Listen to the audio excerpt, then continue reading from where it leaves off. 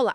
A notícia da semana, talvez do ano, foi a confirmação da prisão de um ex-presidente. Jair Bolsonaro começou a cumprir uma pena de mais de 27 anos. Uma notícia com impacto gigantesco, sem dúvida. A nossa análise hoje mergulha numa reportagem bem detalhada da BBC News Brasil para a gente entender uma questão central. Como é que uma das figuras políticas mais poderosas da nossa história recente chegou a este ponto? Exatamente. E o nosso objetivo aqui é ir além da manchete, né? Sim. Vamos tentar dissecar a mecânica jurídica por trás de tudo, as condições dessa prisão que, bom, não é uma prisão comum. Definitivamente não. E o significado de ver, pela primeira vez na história do Brasil, um ex-presidente e generais condenados por tentativa de golpe de Estado. É um terreno completamente novo. Perfeito, então vamos conversar pelo momento decisivo. A primeira turma do STF, de forma unânime, bateu o martelo. Deu a luz verde para o início do cumprimento da pena. Seguindo a determinação do ministro Alexandre de Moraes, que era o relator do caso. E a defesa, claro, reagiu na hora. Chamou a decisão de surpreendente. Eles ainda contavam com o último recurso, uma última cartada na manga. E essa cartada tem um nome bem específico: embargos infringentes. E é aqui que a história começa a ficar, tecnicamente bem interessante. Explica pra gente, o que são esses embargos? Basicamente, a defesa argumentava que o processo não estava totalmente finalizado, sabe? Que o tal trânsito em julgado ainda não tinha acontecido porque eles ainda poderiam, em teoria, apresentar este recurso. Só que essa porta foi fechada, né? Moraes considerou o recurso incabível. O que isso significa na prática? Porque um recurso que existe na lei não pôde ser usado nesse caso. Aí a gente entra numa zona cinzenta fascinante do direito. A questão não é se o recurso existe, mas quando ele se aplica. Certo. O entendimento que prevalece no STF hoje, o que a gente chama de jurisprudência, estabelece uma condição muito clara. Para que esses embargos sejam aceitos, é preciso ter pelo menos 2 votos pela absolvição do réu. E no caso do Bolsonaro, só teve um voto a favor dele na primeira turma. Foi o do ministro Luiz Fux. Exatamente. Faltou o segundo voto. Mas a defesa alega que o regimento interno do tribunal não faz essa exigência. Parece uma contradição. Quem decide o que vale mais, a regra escrita ou a prática do tribunal? Essa é a pergunta de $1 milhão. E é o centro da frustração da defesa. O que isso mostra é uma dinâmica de poder muito forte dentro do próprio STF. Como assim? Ao priorizar a sua própria jurisprudência, ou seja, as suas decisões passadas, em vez de uma leitura literal do regimento, o tribunal está, na prática, reforçando a própria autoridade. É uma declaração sobre quem define as regras do jogo em última instância. Entendi. Não é só uma tecnicalidade. De jeito nenhum. A jurisprudência, nesse caso, funcionou como um muro que barrou o último caminho da defesa. Ok, então o caminho jurídico para a prisão está selado. Mas a realidade da prisão em si... Bom, isso é outra história e já está gerando uma controvérsia enorme. Não estamos falando de uma cela comum, pois não? Não, de forma alguma. A fonte descreve o local como uma sala de Estado maior. O que seria isso? Ele está na Superintendência da Polícia Federal em Brasília, num espaço que a lei brasileira reserva para certas autoridades. É uma prerrogativa que, olha, sempre gera um debate público muito grande. E a descrição das comodidades é bem detalhada. Cama de solteiro, televisão, ar-condicionado, frigobar, banheiro privativo, mesa de trabalho. A comparação com a cela onde o ex-presidente Lula ficou em Curitiba é inevitável. Por um lado, é um direito previsto em lei, mas por outro, como isso soa para a opinião pública? Uma cela especial não enfraquece a ideia de que a justiça é igual para todos? Essa é a tensão central. Legalmente, está se cumprindo a lei. Politicamente, a imagem é muito complicada. Com certeza. Qualquer condição de prisão é uma perseguição. Para os opositores, essas comodidades parecem privilégios. E para o cidadão comum, reforça aquela percepção antiga de que no Brasil existem diferentes tipos de justiça, né? Pois é. O debate não é novo, mas ganha uma dimensão gigantesca quando o prisioneiro é um ex-presidente. E além do conforto, tem o fator saúde, que a família tem destacado muito. Falam do risco de vida por causa das consequências da facada de 2018. Sim, o filho dele, Flávio Bolsonaro, chegou a falar em crueldade. E como o sistema lida com isso?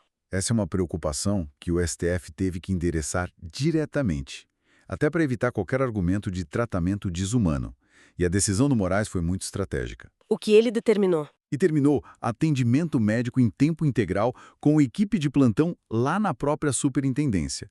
E o mais importante, deu acesso livre e irrestrito à equipe médica pessoal de Bolsonaro.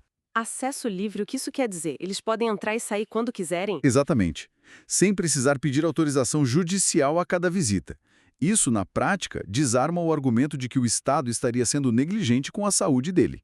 É uma forma de o judiciário se proteger? Perfeito. É o judiciário dizendo: a responsabilidade pela saúde dele está garantida. Esse não vai ser um ponto de fragilidade no cumprimento da pena. E as outras visitas? Família, aliados? Aí a regra é o oposto. Controle total. Todas as visitas precisam de autorização prévia do STF. Todas? Todas. A única brecha, e a fonte aponta isso de forma muito interessante, é a advocacia. O filho Flávio Bolsonaro, como é advogado, pode ser registrado na equipe de defesa. Ah, a mesma estratégia usada no caso do Lula, quando o Fernando Haddad foi incluído como advogado para facilitar as visitas. É uma manobra jurídica. Precisamente. Mostra que, mesmo na prisão, o jogo político continua. A advocacia vira a principal ponte entre o líder preso e o seu movimento aqui fora. Entendi. Mas antes mesmo dessa decisão final, o Bolsonaro já estava preso desde o fim de semana anterior. A prisão preventiva foi por um motivo inacreditável. Peraí, um ferro de solda? É o que diz a reportagem. Ele usou um ferro de solda para danificar a tornozeleira eletrônica? Isso parece cena de filme. Foi desespero ou um plano de fuga? Para as autoridades, foi um sinal claríssimo de risco de fuga. O ato de danificar o dispositivo de monitoramento... É uma confissão de que não vai cumprir as regras. Exato. Foi a gota d'água para o STF. Se ele estava disposto a violar uma medida cautelar de forma tão direta, não se podia correr o risco de deixá-lo em liberdade. Esse episódio, por mais bizarro que pareça, foi o que acelerou tudo. O ferro de solda foi o gatilho, então. Mas a base da condenação é muito mais profunda. A pena de 27 anos veio de uma lista de 5 crimes gravíssimos. Sim, e é importante listar para entender a dimensão da coisa. Primeiro, organização criminosa armada. Ok. Segundo, tentativa de abolição violenta do Estado Democrático de Direito. Terceiro, Golpe de Estado. pesado. E ainda, dano qualificado pela violência e grave ameaça e, por último, deterioração de patrimônio tombado. A lista é enorme, mas a defesa sempre argumentou que ele não deu ordens diretas para os atos de 8 de janeiro, por exemplo. Como a acusação conseguiu conectar a figura dele como líder da organização a esses crimes? Qual foi a prova-chave? Então, a estratégia da Procuradoria-Geral da República não se baseou numa única prova-chave, sabe? Como uma ordem gravada. Foi a construção de um mosaico de evidências. Um conjunto de coisas. Exato. Eles argumentaram que Bolsonaro foi o arquiteto e o instigador de todo o ambiente que culminou nos ataques. As provas incluíram os discursos atacando as urnas, as reuniões com militares onde se discutiu a minuta do golpe. Aquela encontrada na casa do Anderson Torres. Isso, exato.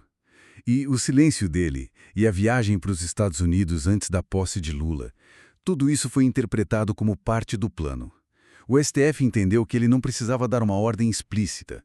Todo o comportamento dele criou as condições para a ação dos apoiadores. Ou seja, a liderança foi estabelecida pela instigação, não por uma ordem direta. Isso é um precedente jurídico importantíssimo. E como você mencionou, não foi só ele. A condenação atingiu o núcleo duro do governo. Exato. E esse é talvez o aspecto mais sísmico de todo o caso. Ver generais como Augusto Heleno, Paulo Sérgio Nogueira, Walter Braga Neto, todos presos. Nossa. É algo que seria impensável há poucos anos. Braga Neto vai cumprir pena no Rio, os outros em Brasília, em instalações militares. O almirante Almir Garnier, ex-comandante da Marinha, também está detido. É o topo da hierarquia militar do governo anterior. Isso é muito mais do que a condenação de um ex-presidente.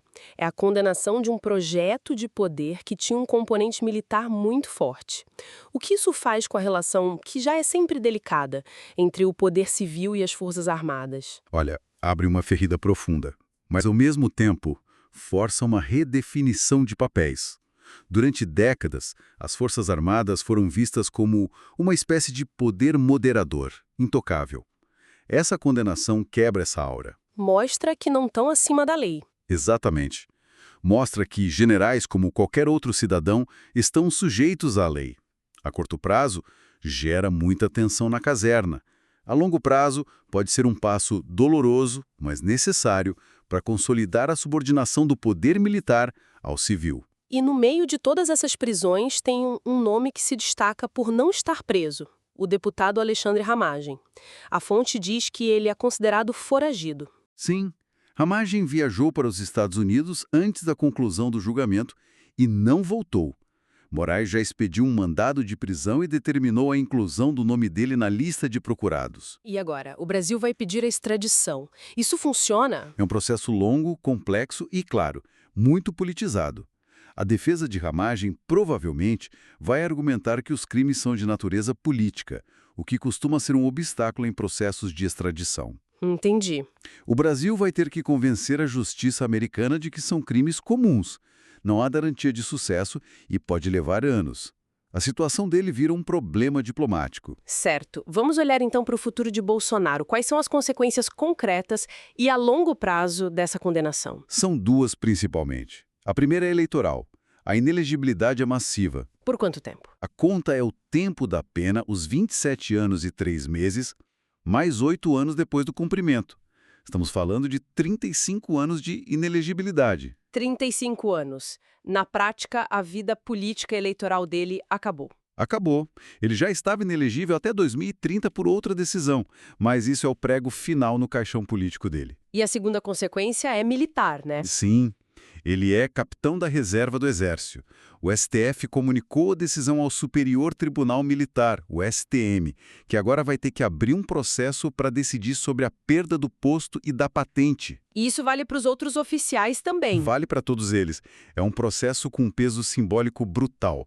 Perder a patente militar é uma desonra final para um oficial. Retira o título, os proventos. Imagino. A decisão não deve ser imediata, deve ficar para o ano que vem, mas o caminho está traçado. Diante disso tudo, a reportagem traz uma declaração do ministro da Defesa, José Múcio, que me pareceu uma tentativa clara de controle de danos. Ele chama o processo de doloroso, mas diz que há o fecho de um ciclo onde os CPFs estão sendo responsabilizados. E que as instituições, como as Forças Armadas, estão preservadas. Essa declaração é um manual de comunicação de crise, né? Totalmente. A mensagem é clara. A culpa é dos indivíduos, não da instituição. Os CPFs erraram, mas a instituição militar como um todo permanece intacta. É uma narrativa essencial para o governo atual conseguir virar a página. Mas é possível separar as coisas de forma tão limpa? Estamos falando de generais, ex-ministros, o próprio ex-presidente. As ações deles não mancham a instituição? Essa narrativa de algumas maçãs podres convence? Internamente, para as Forças Armadas, a ferida é muito maior do que a declaração do Múcio deixa transparecer. Há um sentimento de humilhação, uma divisão profunda. Sei. Externamente, essa narrativa é uma necessidade política. O governo precisa reconstruir a confiança e, ao mesmo tempo, reafirmar o controle civil. Dizer que a instituição foi preservada é menos uma descrição da realidade e mais uma meta, um objetivo a ser alcançado. Uma tentativa de construir a realidade que eles gostariam que existisse. Faz sentido. É um discurso para acalmar os mercados, a política e a própria tropa. Então, para a gente amarrar tudo, o que temos é uma condenação histórica sem precedentes que não atinge só um ex-presidente, mas todo um projeto de poder. As consequências removem Bolsonaro do jogo eleitoral para sempre e forçam uma reavaliação dolorosa do papel dos militares na política. Exatamente. E isso nos leva à nossa reflexão final. A fonte fala brevemente sobre o capital político de Bolsonaro e os seus possíveis herdeiros. Certo. Agora, com o líder máximo neutralizado, a grande questão que se abre não é o que acontece com ele na prisão. É o que acontece com o vácuo de poder que lhe deixa na direita brasileira. Quem vai herdar os milhões de votos e a lealdade do seu eleitorado? A luta por asserança política não será silenciosa, e a forma como essa disputa se desenrolar vai definir o futuro da política no Brasil. A figura de Bolsonaro pode estar presa, mas o bolsonarismo, como força política, está neste momento órfão e à procura de um novo rosto.